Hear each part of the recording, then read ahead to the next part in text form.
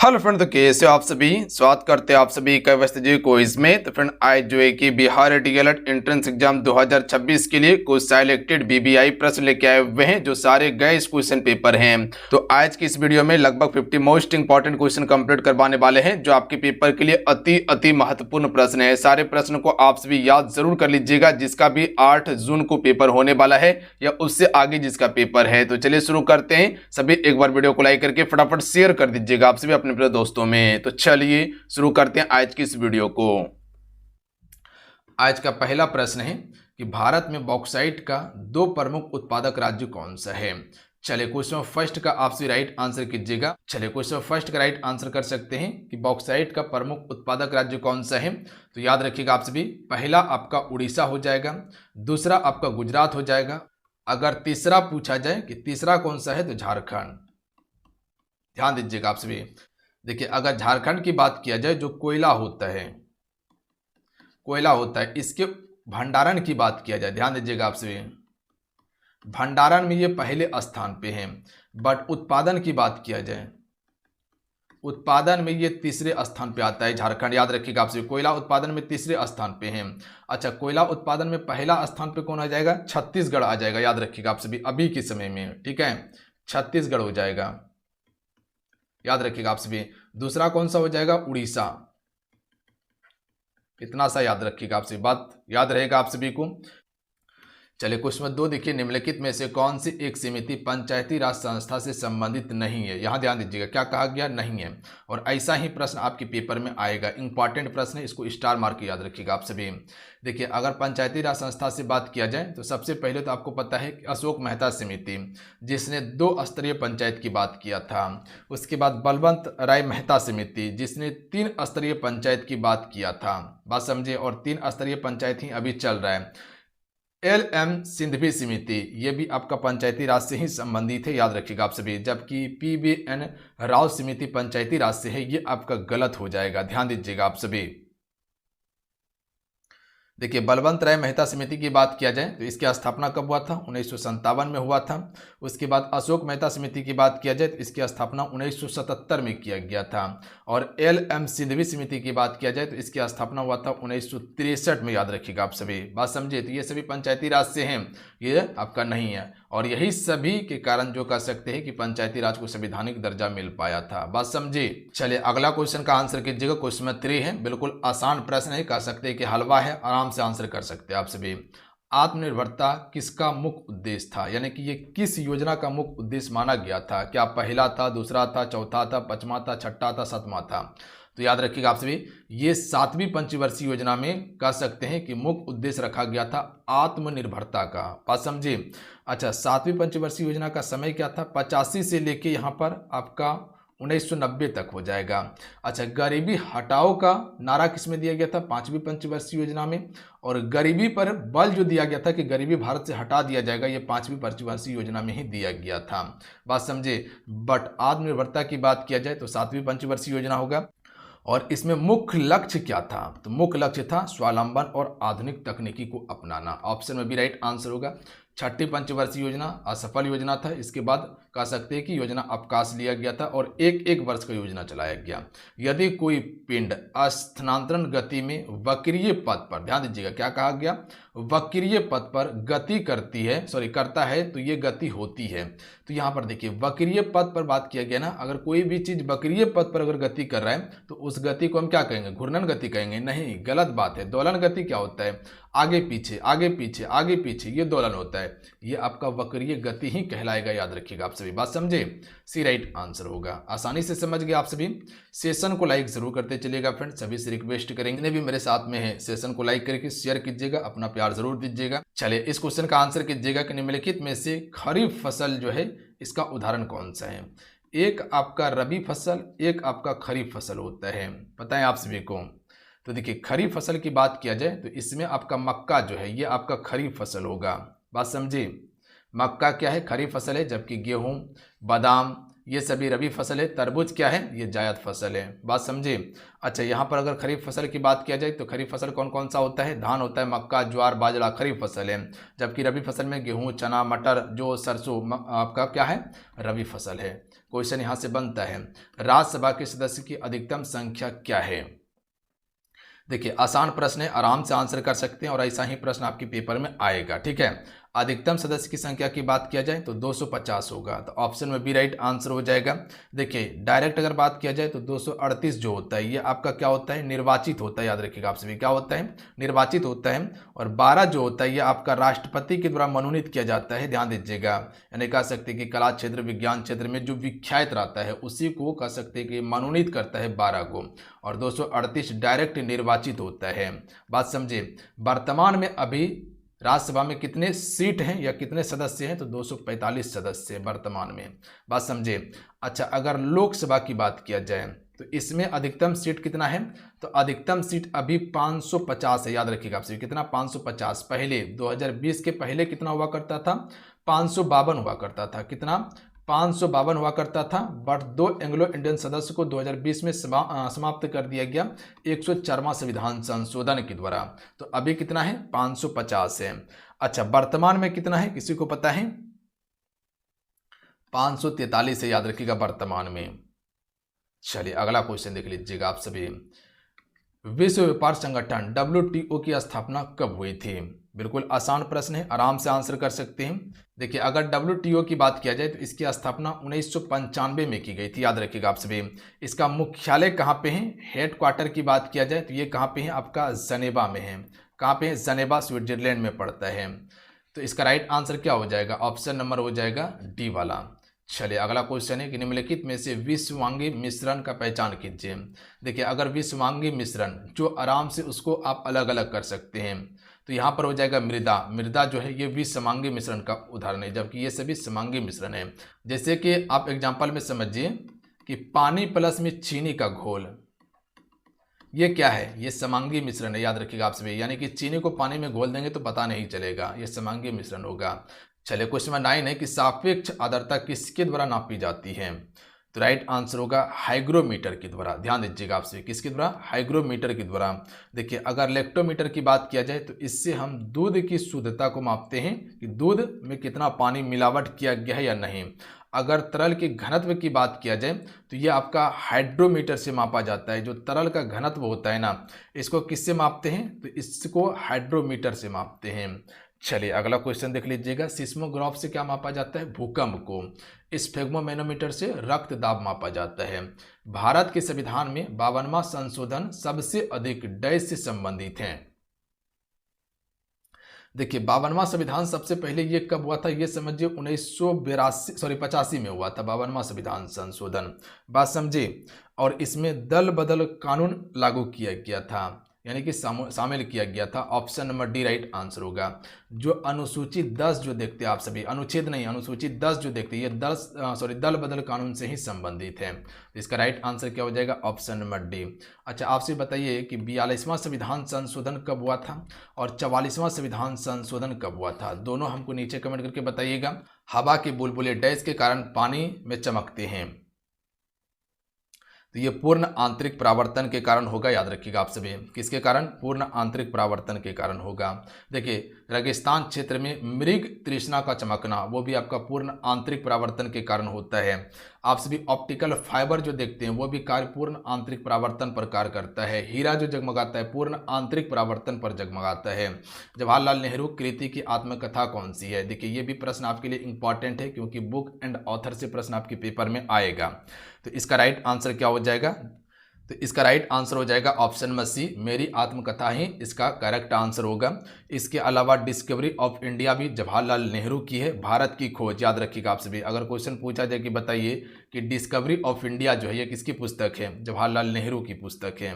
चलिए अगला है, निम्नलिखित में से किस प्रकार के वन को मानसूनी वन कहा जाता है। तो देखिए मानसूनी वन जो होता है ये पर्णपाती वन होता है, ये आपका मानसूनी वन होता है और ये मानसून पर निर्भर करता है। अगला है, मुस्लिम लीग की स्थापना कब हुई थी, थोड़ा सा फास्ट में कीजिएगा।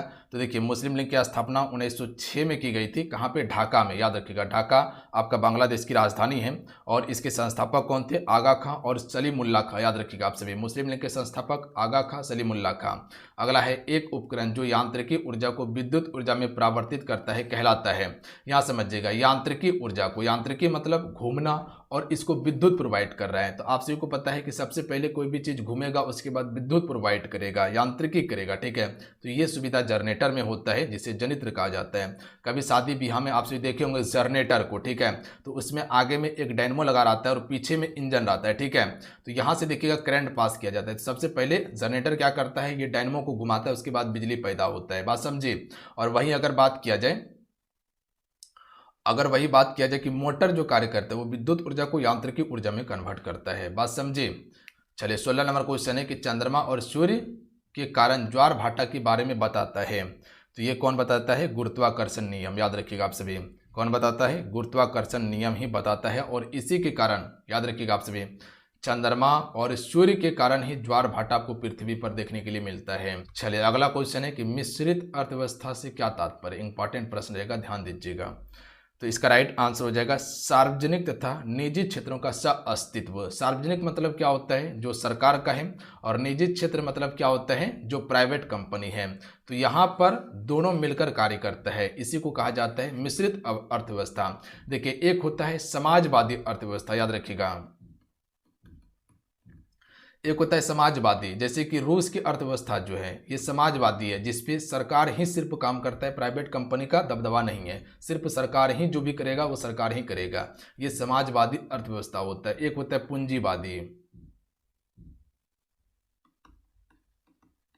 एक होता है पूंजीवादी अर्थव्यवस्था, जैसे कि अमेरिका यानी कि यूएसए की जो अर्थव्यवस्था है ये पूंजीवादी है। इसमें सरकार का कोई भी दायित्व नहीं होता है, इसमें कह सकते प्राइवेट कंपनी ही ज़्यादा कार्य करता है। इस अर्थव्यवस्था में प्राइवेट कंपनी पर ज़्यादा बल दिया जाता है, सरकार कुछ भी नहीं करता है। जबकि भारत में समाजवादी और पूंजीवादी दोनों को मिलाकर मिश्रित अर्थव्यवस्था रखा गया है, जिसमें कि सरकार भी काम करेगा, निजी क्षेत्र भी काम करेगा। जैसे कि आप सभी टेलीकॉम इंडस्ट्री को ले लीजिए, जिसमें कि कह सकते हैं कि सरकार का बीएसएनएल हो गया और वहीं प्राइवेट का क्या हो गया, जियो या एयरटेल हो गया, दोनों मिलकर कार्य कर रहा है ना, बिल्कुल।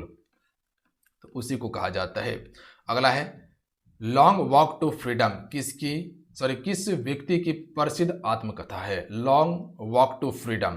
तो इसका राइट आंसर हो जाएगा नेल्सन मंडेला हो जाएगा, याद रखिएगा आप सभी, बी राइट आंसर होगा। प्रकाशन 1994 में किया गया था। अगला क्वेश्चन है कि कोयला गैस का मिश्रण है। तो देखिए अगर कोयला मिश्रण की बात किया जाए तो ऑप्शन में सी हो जाएगा, CH4 + CO + H2 होगा। चलिए अगला क्वेश्चन है कि भारत के संविधान में पंचवर्षीय योजना की अवधारणा कहाँ से ली गई है। आसान प्रश्न है, समय बर्बाद नहीं करेंगे। इंग्लैंड से ली गई है, ध्यान दीजिएगा, सोवियत संघ की बात, सॉरी इंग्लैंड नहीं, रूस से लिया गया है, रूस से लिया गया है, याद रखिएगा आप सभी। चलिए अगला क्वेश्चन है कि भारत में निम्नलिखित में से किस भाग में गर्मी में सबसे पहला मानसून आता है। अगर गर्मी की बात किया जाए तो ये आपका दक्षिणी भारत है और इसी क्षेत्र से सबसे पहला मानसून आएगा अरब खाड़ी से, याद रखिएगा आप सभी, अरब खाड़ी से सबसे पहला मानसून आएगा। तो ये मानसून, इसको हम क्या कहते हैं, पश्चिमी तट कहते हैं। तो ऑप्शन में ए राइट आंसर होगा। और सबसे ज़्यादा वर्षा इसी क्षेत्र से होता है पूरे भारत में, पश्चिमी वाला वर्षा से। उत्तर भारत में वर्षा होता है पश्चिमी विक्षोभ से। जंतु से प्राप्त रेशे उदाहरण हैं। तो देखिए जंतु से प्राप्त रेशे जो हो जाएगा वो आपका रेशम होगा, याद रखिएगा आप सभी। जबकि पौधे से प्राप्त रेशा कौन सा हो जाएगा, जैसे कि कपास हो जाएगा और जूट हो जाएगा, ये पौधे से प्राप्त होता है, बात समझे। जबकि कृत्रिम रेशा कौन कौन सा हो जाएगा, नायलॉन और पॉलिस्टर, ये सभी आपका क्या है, कृत्रिम है, जो कि मानव के द्वारा बनाया गया है, बात समझे। जबकि जंतु से रेशम प्राप्त होता है। अगला क्वेश्चन देख लीजिएगा, यूरेनियम कहाँ नहीं पाया जाता है। देखिए यूरेनियम का एक प्रमुख खदान है जादूगोड़ा का खान, याद रखिएगा आप सभी। तो यूरेनियम जो है कुल्लू घाटी में नहीं पाया जाता है, तो ये वाला आपका सही आंसर होगा। जबकि झारखंड में, गढ़वाल उत्तराखंड में, मेघालय क्षेत्र में देखने के लिए मिलता है, बात समझे। इसके अलावा आंध्र प्रदेश हो गया, राजस्थान हो गया, मेघालय हो गया, यहाँ पर देखने के लिए मिलता है। सबसे अधिक यूरेनियम का उत्पादन आंध्र प्रदेश करता है, याद रखिएगा आप सभी। जबकि प्रसिद्ध खान की बात किया जाए तो आपका जादूगोड़ा का खान झारखंड में है। किस परिघटना के कारण आकाश का रंग नीला दिखाई देता है हमें। तो देखिए जब भी रंग की अगर बात किया जाए, ठीक है, तो आपको क्या टिक करना है, प्रकाश का परिकिरणन। ध्यान दीजिएगा, जब भी अगर रंग की बात किया जाए तो ये प्रकाश के परिकिरणन के कारण ही होता है, याद रखेंगे आप सभी, बात समझिए। आवर्तन के कारण क्या होता है, जैसे कह सकते हैं कि एक गिलास में पानी आप धरे हुए और इसमें एक चम्मच दे दिए ना, ये आप दूर से देखिएगा तो ये आपको टेढ़ा दिखाई देगा, ये आवर्तन का कारण है। मान लीजिए एक गिलास था, इसमें पानी भरा हुआ था और सिक्का इसमें डाल दिए, तो सिक्का जो है ना जिस वास्तविक जगह रहेगा उससे थोड़ा आपको ऊपर उठ के दिखाई देगा, ये भी आपका आवर्तन का कारण है। चलिए अगला क्वेश्चन है कि प्रश्न काल में प्रश्न किससे पूछा जाता है। तो देखिए प्रश्न काल का समय होता है इसमें प्रश्न पूछा जाएगा मंत्री से और गैर सरकारी सदस्य से भी प्रश्न पूछा जा सकता है इसमें प्रश्नकाल के समय में। इस समय ब्रेक वाला समय होता है प्रश्नकाल का, समझ रहे बात को। संसद में प्रतिदिन पहला घंटा ही प्रश्नकाल कहलाता है। चलिए अगला है, भारत में कितने राज्य में द्विसदनीय विधायिका है? देखिए सभी 28 राज्य में द्विसदनीय विधायिका नहीं है। कितने राज्य में है? मात्र 6 राज्य में है। 6 राज्य कौन कौन सा है आपको पता है? 6 राज्य में आपका पहले बिहार हो जाएगा, उसके बाद आप याद रखिएगा कर्नाटक याद रखिएगा, उसके बाद आप महाराष्ट्र याद रखिएगा, उसके बाद आप याद रखिएगा आंध्र प्रदेश, उसके बाद याद रखिएगा आपसे भी तेलंगाना, उसके बाद याद रखिएगा आपसे भी यूपी याद रखिएगा। कुल 6 ऐसा राज्य है जहाँ पर कह सकते हैं कि क्या है आप सभी का, क्या है यहाँ पर विधान परिषद है। याद रखिएगा सभी राज्य में विधान परिषद नहीं है, 6 राज्य में ही है। समझ गए? चलिए अगला क्वेश्चन देख लीजिएगा आप सभी। क्वेश्चन है कि निम्नलिखित में से कौन सा क्षेत्र जीडीपी में सबसे कम योगदान देता है? यहाँ जीडीपी की बात किया गया है जिसे सकल घरेलू उत्पाद कहा जाता है या इंग्लिश में इसे ग्रॉस डोमेस्टिक प्रोडक्ट कहते हैं। तो यहाँ प्राथमिक क्षेत्र में सबसे कम योगदान देखने के लिए मिलता है। और प्राथमिक क्षेत्र की बात किया जाए तो इसमें कह सकते हैं जो कृषि से संबंधित क्षेत्र होता है ना, वही आपका प्राथमिक क्षेत्र है। कितना प्रतिशत योगदान है? 18 से 19%। द्वितीय क्षेत्र की बात किया जाए तो इसमें लगभग जो है कि 30 से 32% का योगदान है। ठीक है, द्वितीय क्षेत्र क्या होता है? जितने भी आपसी कारखाने देखते हैं, ठीक है, मान लीजिए कि कृषि किए हम, कृषि में हम क्या उत्पन्न किए? गन्ना को, ठीक है, और वो गन्ना उत्पन्न करके काट के हम जो मिल लेके गए, वो मिल आपका द्वितीय क्षेत्र में आएगा। ठीक है, उससे गुड़ बना के मार्केट में बेच दिए, ठीक है, तो वो आपका सेवा क्षेत्र के अंतर्गत आएगा। तो तीसरा क्षेत्र की बात किया जाए तो तीसरा क्षेत्र में प्रमुख जैसे कि बैंकिंग हो गया, होटल हो गया, ठीक है, ये सभी आपका तीसरा क्षेत्र के अंतर्गत आता है। जैसे शिक्षा तीसरा क्षेत्र के अंतर्गत आता है और इसमें योगदान लगभग कह सकते हैं कि 52% के अप्रॉक्स में है। तो इसका right answer option number A हो जाएगा। अगला है, भारत में साइमन कमीशन किस वर्ष आया था? देखिए बना था 1927 में, बट भारत आया था 1928 में, जिसमें एक भी भारतीय नहीं रहने के कारण इसका विरोध किया गया था। तो 28 इसका राइट आंसर होगा। साइमन गो का नारा दिया गया था। अगला है, शलाका और शंकु नामक संवेदी तंत्रिका कोशिकाएं डैश में पाई जाती है।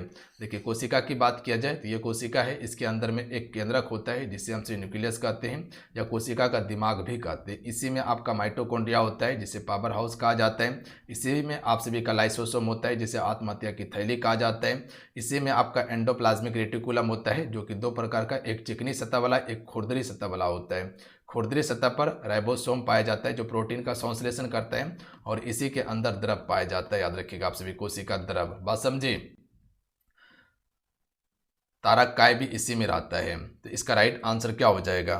तो ध्यान दीजिएगा आप सभी, रेटिना आंख इसका बिल्कुल करेक्ट आंसर होगा, यानी कि आंख का रेटिना। ऑप्शन नंबर डी क्या कहा गया? शलाका और शंकु नामक संवेदी तंत्रिका जो है ये आपका आंख की रेटिना में पाया जाता है। जिसमें कह सकते हैं जो शलाका होता है ना, जिसे हम सभी रेड सेल कहते हैं, ये रात्रि में देखने के लिए जो कह सकते हैं उपयोग होता है। और रेड सेल सबसे अधिक किसमें होता है पता है आप सभी को? वो आपका उल्लू में होता है, यानी कि शलाका, क्योंकि उल्लू को रात में भी दिखाई देता है।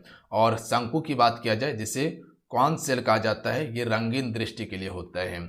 चलिए अगला है, भारतीय कृषि क्षेत्र में स्वर्ण क्रांति का संबंध किससे है? देखिए अगर स्वर्ण क्रांति की बात किया जाए तो ये आपका बागवानी से संबंधित हो जाएगा। याद रखिएगा आप सभी, स्वर्ण क्रांति जैसे कह सकते हैं कि श्वेत क्रांति जो होता है ना, ये किससे है? तो ये आपका दूध उत्पादन से है। उसी प्रकार से मछली उत्पादन से कौन सा क्रांति है बताएं आप सभी को? मछली की बात किया जाए या मत्स्य की बात किया जाए तो नीली क्रांति हो जाएगा। बताएं आप सभी को, नीली क्रांति। अगर वहीं बात किया जाए कि अनाज के उत्पादन से, अनाज के उत्पादन से हरित क्रांति हो जाएगा।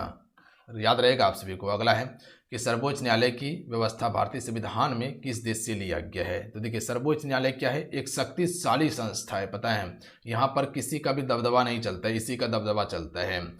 बात समझिए, सर्वोच्च न्यायालय जो है ये किसी के अंदर भी काम नहीं करता है, ये खुद ही स्वतंत्र संस्था है, अपने आप में मजबूत है। ठीक है, तो सबसे मजबूत देश कौन सा है पूरे विश्व में? अमेरिका। ध्यान दीजिएगा आप सभी, सबसे शक्तिशाली यहीं से लिया गया। Option number B right answer होगा।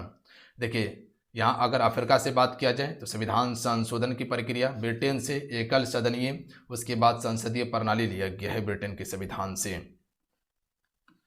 पाकिस्तान के पहले प्रधानमंत्री डैश थे, लिकायत अली खां पहले प्रधानमंत्री थे, ध्यान दीजिएगा आप सभी, बात समझे। चलिए अगला क्वेश्चन देख लीजिएगा, कौन सा ऊर्जा अनवीकरणीय स्रोत का है। देखिए अनवीकरणीय की बात किया जाए तो आप सभी को पता है कि जैसे कोयला भविष्य में खत्म होने वाला, ठीक है, जैसे पेट्रोलियम हो गया जिसमें कि डीजल हो गया या कह सकते हैं कि पेट्रोल हो गया, ये सभी आपका क्या है, अनवीकरणीय ऊर्जा है और भविष्य में खत्म हो जाएगा।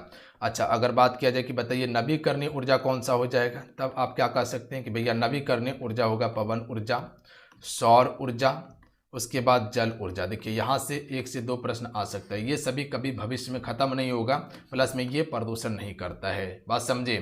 तो इनमें से अनवीकरणीय ऊर्जा का स्रोत प्राकृतिक गैस हो जाएगा, जबकि ये सभी क्या है, ये सभी नवीकरणीय ऊर्जा है, बात समझे। भारत का सबसे बड़ा स्टेडियम कौन सा है, क्रिकेट स्टेडियम, तो इसका राइट आंसर क्या हो जाएगा, नरेंद्र मोदी स्टेडियम होगा जो अहमदाबाद में है। अगला क्वेश्चन है कि अमेजन वन किस महाद्वीप में है। देखिए अमेजन जंगल की बात किया जाए तो आप सभी को पता है कि सबसे बड़ा जंगल है, यहीं पर एक अमेजन नदी है जो सबसे चौड़ी नदी है और ये आपका दक्षिण अमेरिका में है, याद रखिएगा आप सभी। चलिए अगला है कि भगवान बुद्ध ने महापरिनिर्वाण के बाद पहली बौद्ध परिषद कहाँ आयोजित की गई थी। देखिए भगवान बुद्ध की अगर बात किया जाए कि इसका महापरिनिर्वाण कहाँ हुआ था, कुशीनगर में हुआ था। इसका जन्म कहाँ हुआ था, लुम्बिनी में हुआ था, याद रखिएगा आप सभी, लुम्बिनी नेपाल में पड़ता है। पहला उपदेश कहाँ दिया था, सारनाथ में।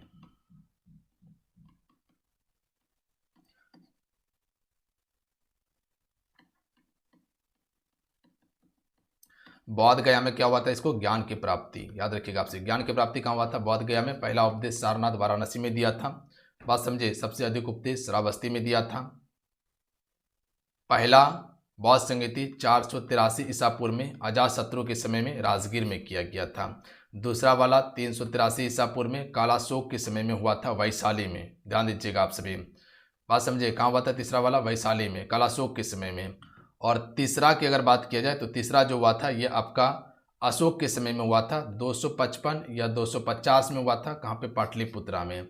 और चौथी की बात किया जाए तो ईस्वी की प्रथम शताब्दी में कनिष्क के समय में कुंडलवन में हुआ था। तो इसका राइट आंसर ऑप्शन में ए होगा। अगला है सर्वोच्च न्यायालय के न्यायाधीश के लिए महाभियोग के लिए कैसे बहुमत की आवश्यकता होती है। देखिए इसमें भी कह सकते हैं कि विशेष बहुमत की आवश्यकता होती है, संसद के दोनों सदनों से विशेष बहुमत मिलने के बाद इसको कह सकते हैं कि हटाया जा सकता है, याद रखिएगा आप सभी। तो ऑप्शन में ए राइट आंसर होगा। जैसे कि राष्ट्रपति को अगर हटाना है तो पहले दोनों सदन यानी कि लोकसभा राज्यसभा से पास करना होगा, ठीक है, बहुमत लेना होगा, उसके बाद ही जाके हटाया जा सकता है महाभियोग लगाकर। अगला है डेंगू डैश के कारण होता है। तो देखिए डेंगू एक विषाणु के कारण होने वाला रोग है, ध्यान दीजिएगा आप सभी। तो ऑप्शन में ए राइट आंसर होगा। चलिए क्वेश्चन में 40 है कि किस वर्ष हिंदू विधवा पुनर्विवाह अधिनियम पारित हुआ था। ईश्वर चंद्र विद्यासागर के प्रयास से पारित हुआ था और ये हुआ था 1856 में किया गया था। चलिए पूर्वी पश्चिमी गलियार किन राज्यों से होकर गुजरती है। देखिए अगर पूर्वी पश्चिमी गलियार की बात किया जाए तो ये आपका गुजरती है गुजरात, राजस्थान, मध्य प्रदेश, उत्तर प्रदेश, बिहार, पश्चिम बंगाल, असम, ठीक है। यह स्वर्ण चतुर्भुज परियोजना का हिस्सा है। तो इसका ऑप्शन में ए राइट आंसर होगा, गुजरात, राजस्थान, मध्य प्रदेश, उत्तर प्रदेश, बिहार, पश्चिम बंगाल और असम हो जाएगा, बात समझे। तो ए राइट आंसर हो जाएगा। अगला है कि निजवाचक सर्वनाम का प्रयोग किस वाक्य में हुआ है। यहाँ पर देखिए निजवाचक की बात किया गया है, यानी कि निजी चीज का बोध हो रहा है। तो इसका राइट आंसर ऑप्शन में डी हो जाएगा, आप भला तो जग भला। ये जो है आपका निजवाचक सर्वनाम होगा, ध्यान दीजिएगा। जो यहाँ आप सब देख रहे हैं ना, ये आप अपने के लिए उपयोग कर रहे हैं, ठीक है, आप भला तो जग भला, ठीक है। ये मेरी निजी पुस्तक है, ये आपका गलत होगा, ये निजवाचक सर्वनाम नहीं होगा, बात समझे। ये मेरी निजी पुस्तक है, यानी कि यहाँ पर अधिकार की बात किया गया है, तो ये आपका निजवाचक सर्वनाम नहीं है। निजवाचक सर्वनाम में ऑप्शन नंबर डी वाला। चलिए अगला क्वेश्चन का आंसर कीजिएगा आप सभी। निरर्थक का सही संधि विच्छेद क्या होगा। तो देखिए इसमें विसर्ग संधि का प्रयोग किया जाएगा, ठीक है। तो इसका राइट आंसर कह सकते हैं कि निर्धन अर्थक होगा, ध्यान दीजिएगा आप सभी। तो ऑप्शन नंबर यहाँ पर सी वाला करेक्ट आंसर होगा, बाकी बात ये सभी गलत है। विसर्ग संधि का प्रयोग होगा इसमें, तो डायरेक्ट याद रखिएगा आपसे। भाववाचक संज्ञा बनाइए। तो देखिए भाववाचक संज्ञा यहाँ पर बनाइए, भाववाचक क्या होगा, लड़कपन, ध्यान दीजिएगा आप सभी, ये आपका भाववाचक संज्ञा है। बुढ़ाड़ी भाववाचक संज्ञा है, जो अदृश्य होता है। खुशी भाववाचक संज्ञा है। बात समझिए। चलिए अगला है निर्वासित में प्रत्यय है। प्रत्यय किसी भी शब्द के पीछे लगता है। निर्वासित, इत प्रत्यय लगा हुआ है। Option number D right answer है। महेश का सही संधि विच्छेद क्या होगा? फटाफट आंसर कीजिएगा आप सभी। तो महाधन इस होगा, क्या हो जाएगा? महाधन इस महेश होगा। तो ऑप्शन नंबर क्या हो जाएगा? बी वाला करेक्ट आंसर होगा। अगला है कि निम्न में से कौन सा शब्द व्यक्तिवाचक संज्ञा है? व्यक्तिवाचक संज्ञा क्या होता है? जहां पर भी किसी का नाम हो जाएगा या स्थान का बोध कराता हो। गाय जातिवाचक है, पहाड़ जातिवाचक है, आम जातिवाचक है, क्योंकि आम का नाम ले लेते तो हर आम आ गया, चाहे वो आपका नेंगड़ा हो, लुल्ला हो, बैला हो, ठीक है, चाहे वो आपका फजली हो या मैंगो जलदारू हो, सब आपका आम की कैटेगरी में आ गया। वही अगर सिर्फ एक आम का नाम लेते जलदारू, ठीक है, तो वो आपका व्यक्तिवाचक में आता है। जैसे यमुना, ये व्यक्तिवाचक है, बट अगर सिर्फ नदी की बात करते तो यह जातिवाचक होता, क्योंकि नदी में आप सभी कह सकते हैं कि पूरे नदी समूह को बताने लगेगा, फिर तो वह जातिवाचक होगा। चले अगला क्वेश्चन है कि सभी भारतीय गीता के महत्व से परिचित हैं। तो जो यहाँ पर आप महत्व में देख रहे हैं, ये इसका सही क्या होगा? सही वर्तनी क्या होगा? ऑप्शन में बी वाला सही होगा। ध्यान दीजिएगा, जिसको हम सभी महानता के नाम से जानते हैं, यानी कि सभी भारतीय गीता की महानता से परिचित है। ये वाला सही, सॉरी ये वाला सही होगा, ये नहीं होगा। ऑप्शन में बी वाला। चलिए अगला है कि अनुज शब्द को स्त्रीवाचक बनाने के लिए किस प्रत्यय का प्रयोग करेंगे? तो आपको बताया कि प्रत्यय किसी भी शब्द के पीछे लगता है, जबकि उपसर्ग आगे लगता है। तो अगर अनुज की बात किया जाए तो यहाँ अनुजा इसको कर सकते हैं, हम सभी क्या कर सकते हैं? अनुजा कर सकते हैं। तो ये आपका आ यहाँ पर प्रत्यय हम सभी लगा सकते हैं। तो ऑप्शन नंबर क्या हो जाएगा? सी राइट आंसर होगा। अगला क्वेश्चन देख लीजिएगा, कान काटना मुहावरे का अर्थ क्या होता है? तो कह सकते हैं चतुर होना, ऑप्शन में बी राइट आंसर हो जाएगा, या चालाक होना। अगला है किस वाक्य में अपादान कारक है? देखिए अपादान कारक की बात किया जाए, जहां जुदाई की बात हो जाए, जैसे कि हिमालय से गंगा निकलती है, तो से इसका क्या है? कारक विभक्ति है, ठीक है। तो यहाँ क्या हो जाएगा? हिमालय से गंगा निकलती है, यह अपादान कारक है। जैसे वृक्ष से पत्ते गिर रहे हैं, अपादान कारक है। अगला है कारक के कितने भेद हैं? तो कारक के कुल 8 भेद होते हैं। कौन कौन सा? कर्ता, कर्म, करण, संप्रदान, अपादान, संबोधन और संबंध और अधिकरण हो जाएगा। अगला है प्रत्युपकार का सही संधि विच्छेद क्या होगा? तो डायरेक्ट याद रखिएगा, प्रतिधन उपकार हो जाएगा, यानी कि ऑप्शन नंबर सी वाला करेक्ट आंसर होगा। याद देखिए अपकार भी दिया हुआ, ये नहीं होगा, ठीक है। तो चलिए आज कितना ही, आज के सेशन में कुल 53 प्रश्न कंप्लीट करवाएं, जो अति महत्वपूर्ण